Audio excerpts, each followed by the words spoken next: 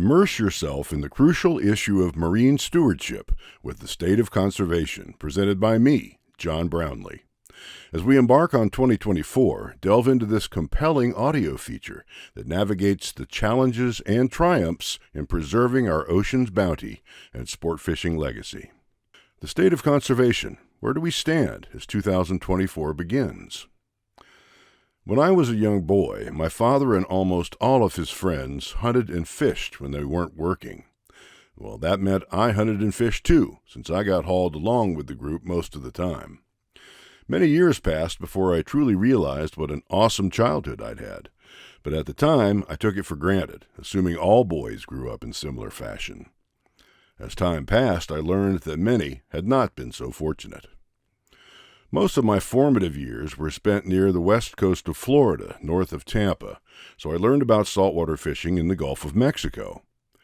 Twice a year, in the spring around April, and again in the fall around October or November, the mackerel migrations happened. King and Spanish mackerel swam by our part of the world on their way to their winter grounds in the Florida Keys in the fall, then back north to their summer grounds in the northern Gulf in the spring. Dad would closely monitor water temperatures, which in those days meant watching the local TV news in the evening to catch veteran sportscaster Salty Saul Fleischman's fishing report on Channel 13 in Tampa.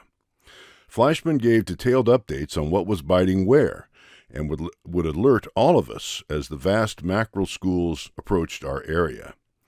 When Dad was convinced the mackerel were close, we would head into the Gulf to intercept them every chance we got. For a few weeks, the action would be consistently outstanding, and we'd catch as many Spanish as we wanted on the shallower grass beds inshore before moving a little farther out over hard bottom to target big kings. We caught everything on artificials, mainly because we had no way to keep live bait, but also because we could. There were so many fish it was easy pickings.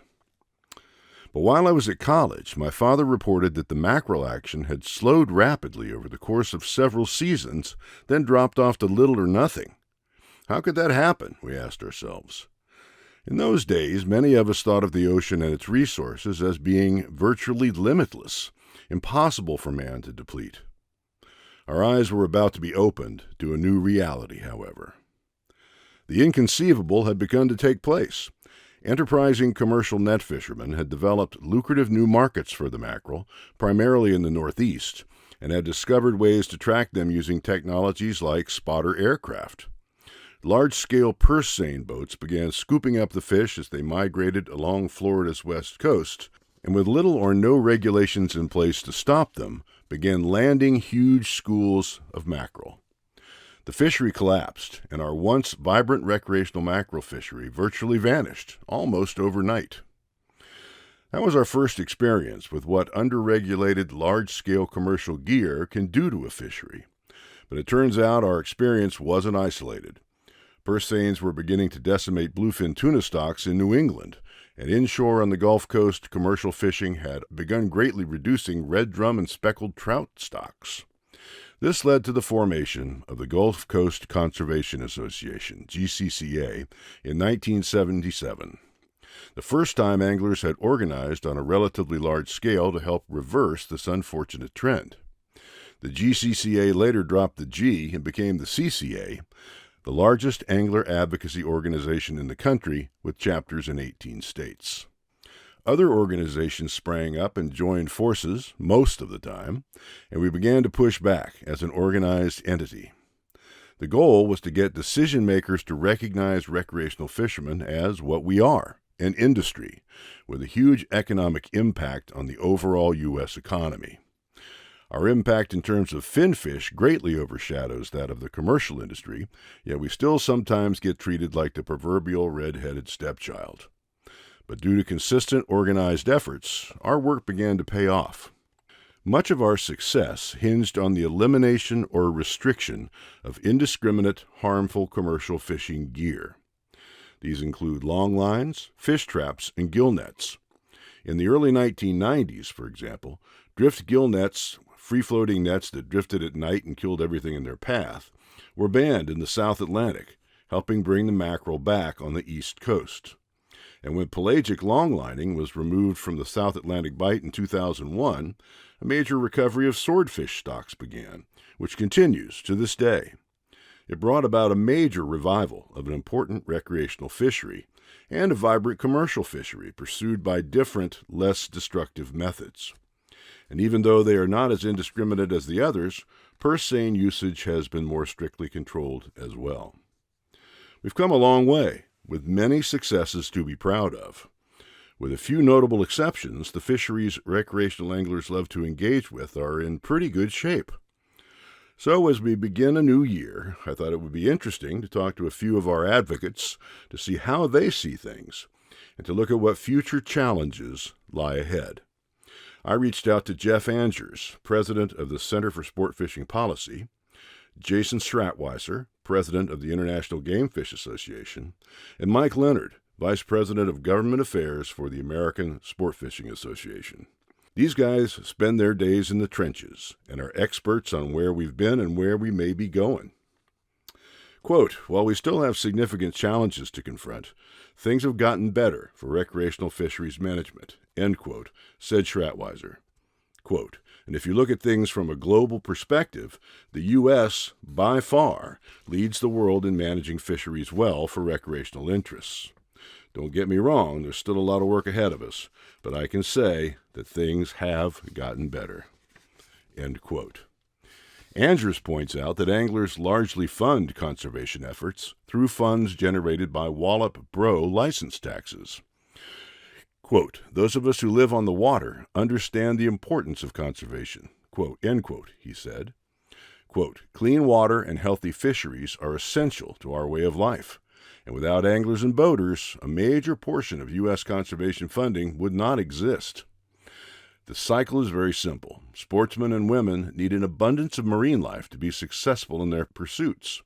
Therefore, anglers and boaters foot the bill for conservation to the tune of $1.7 billion annually through license fees, excise taxes on equipment and fuel, and charitable contributions. The correlation between public access and conservation is particularly meaningful to any federal fisheries policy debate. The two go hand in hand." End quote. Given the fact that we have at least stabilized the fisheries that suffered in decades past by eliminating some of the harmful gear types, what challenges remain? One challenge involves our dependence on the federal government for the scientific data on which fisheries management decisions are made. We've known for years that recreational catch estimates have been wildly inaccurate at times, and some of that stems from the fact that fish stock abundance is much more difficult to estimate than terrestrial animals like deer, which you can see. The most obvious example of this occurred when federal managers shut down the red snapper fishery, declaring the species to be severely overfished, even as anglers fishing offshore encountered record numbers of the fish. This major disconnect between the available science and anecdotal evidence caused many anglers to lose faith in the management process. In addition, a new and significant threat to our way of life has appeared on the horizon and will be a formidable challenge in the long run. This threat involves groups that would use politics to restrict or eliminate our access to the ocean and the fish we love to pursue. These groups have been active for some time now, but their agenda grows more radical and their efforts more persistent each year, it seems. Whether it's attempting to create no fishing zones known as marine protected areas, or trying to shut us down with misguided efforts to protect whales, these green groups are well-funded and persistent. Quote, pushing anglers and boaters off the water comes with severe consequences for our country, end quote, said Angers. Quote, to mental health, conservation funding, jobs, and the economy. If you take anglers and boaters off the water, you can kiss marine conservation goodbye. If the federal government decides to side with extreme environmentalists, the decrease in excise taxes and fishing license sales will be a big hit to conservation funding, and that's terrible public policy, end quote. Many of these groups have little or no first-hand knowledge of the fisheries they seek to limit, nor do they know those of us who fish. Conversely, the groups we work with are active participants in the fisheries and work directly with the recreational angling community to seek workable, common-sense solutions. That's a huge difference. Quote, Our focus for the last 18 months has been on proposed vessel speed restrictions in the Atlantic Ocean and Gulf of Mexico, end quote, Andrews said. Quote, environmentalists who would prefer our oceans to be managed like aquariums are weaponizing the Endangered Species Act and the Marine Mammal Protection Act to limit public access to America's public waters, and they are using the court system to do it. Boaters and anglers face battles on every coast as environmentalists pursue their agenda while ignoring the facts. The truth is, recreational fishing and boating is not a threat to North Atlantic right whales or the Gulf of Mexico's Rice's whale. But because NOAA Fisheries did not ask for input from the recreational fishing and boating community when drafting its vessel speed restrictions, we are faced with a seriously flawed rule that will not save the whales, but instead restrict public access and opportunity. Vessel speed is a significant safety feature on a recreational boat, Andrews continued. If the federal government requires boats to travel at the unsafe speed of 10 knots or 11 miles an hour, the average speed of a bicycle, boaters and anglers will not put their family at risk to go out on the Atlantic Ocean. We're not talking only about those who own boats 35 to 65 feet in length, but the thousands of anglers who hire charter captains to take them fishing. Those trips just won't happen under a 10-knot speed restriction. Are environmentalists and the Biden administration for taking away outdoor public access that provides immense mental health benefits? Millions of American families take part in saltwater recreational fishing and boating and support multi-billion-dollar industries that generate hundreds of thousands of good-paying jobs in our country. When boaters learn that their vessel cannot be used as intended for up to 7 months of the year, they will probably turn to other hobbies, and the recreational fishing and boating industries will suffer. Many people could lose their jobs if these vessel speed restrictions are put in place, end quote. Obviously, the speed restriction proposals constitute an immediate, serious threat to both our industry and our way of life. We need to do everything in our power to find other solutions to protect whales. But what about the longer term? Is it time for a paradigm shift in the way we look at fisheries management in general? One answer might lie in allowing coastal states to manage certain fisheries rather than the federal government.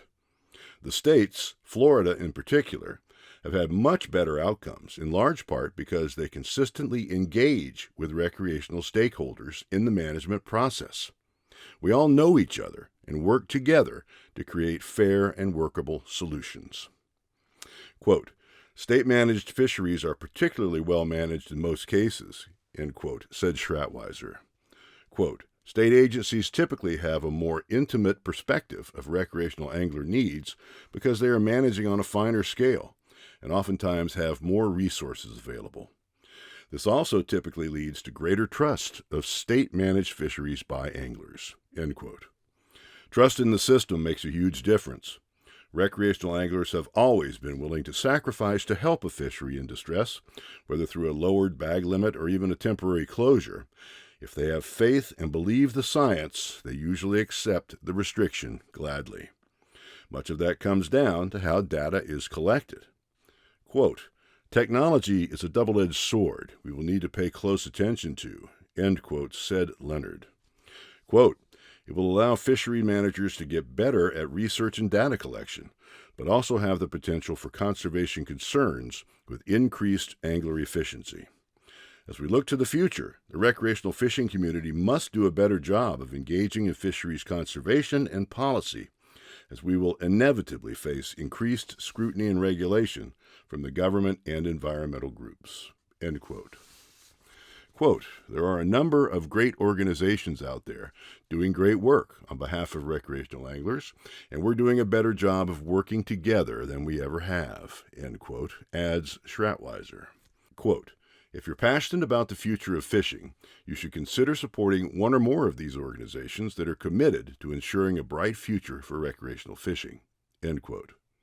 It's important that we all get involved, or else someone else will make decisions for us without our input. I don't know about you, but I would rather have a voice at the table than be a bystander. Thank you for experiencing this exclusive story, part of In the Bites tradition of covering big game sport fishing. This is a unique audio version of a feature originally published in print in the January-February 2024 edition of In the Bite Sportfishing magazine. This is your gateway to unparalleled tales and insights from the world of sport fishing, available only to our listeners and readers.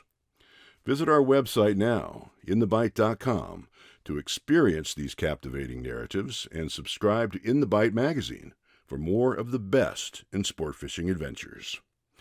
We're eager to hear your thoughts and answer any questions you might have.